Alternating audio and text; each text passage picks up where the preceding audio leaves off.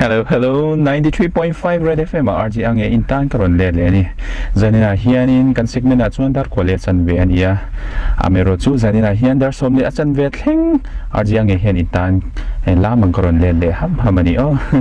Zanina hianin in SMS te kan share nga playlist lahi kan echa box sia.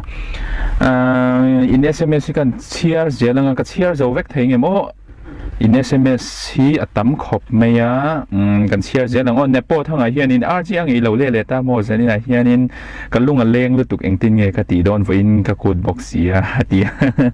ye chap ku chi bai ka buk le non mol cheu ni o HS kha te hian in RG ang ilo le ta mo zanina I playlist le tur kha ka du mai ming atan karon than sak bok ani atiang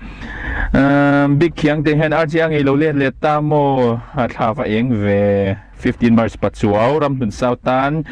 ay playlist tour ka karon thang bok ani atia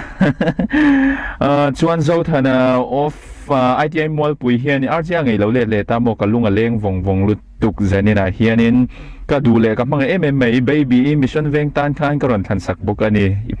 atia ole ngati nge lungle nga inlawom le chin inlunglen kha ka phal mi alo nia o amero chu zanina hian inlunglen te po kha kati chiak lo ani po in inlunglen te po kha ka kati dai thei kan ringa zenia hianin lo ngai thachar chaula dar som ne chan ve thleng in lo ngai thak chon inlunglen na te po kha ka hnem cheu ka ring nge ni o adot le hianin RG ang ilo le tam mo ropuya mol pu hian atia ka dule ka mangai mai beki zanina chataka hospital alo duty theina tur khan karon than sak bokani atia zanina hen kalunga leng lutuk engtin nge kadi don tha eng boxia lungle na thi engtin nge min han hem theng te reng anga tia amero chu engtin nge kan hnem theyang cheu o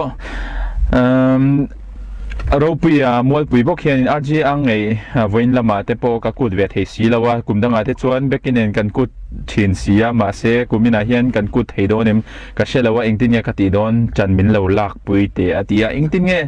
chan kan lak pui te reng cheu o amero chu thei top chuanin chan kan latlang cheu tro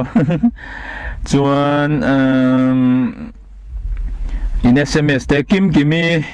Patsuaw hian RG ang ilo le ta mo iron le hi chuan yo moi sexy vong hi ka ngai thaning theilo ti ka van lo mo ve kan chia thla jet AC chak chuak hian in RG ang ilo le ta mo zenina hian ka du le ka mang mai puya ram hlun not tan khanin I playlist le tur kha kon than sak bukani atia ole tikhanin playlist number 1 kan ngai thlap berang kan hun chan nan le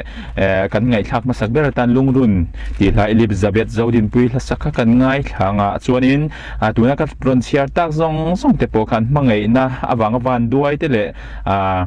nu pachang chen te po ma sela he lungrun ti manghianin Elizabeth Zodin pui la sak nge me hianin hanin oi dap lela achang in tan karon le thoyang 93.5 Red FM is rocking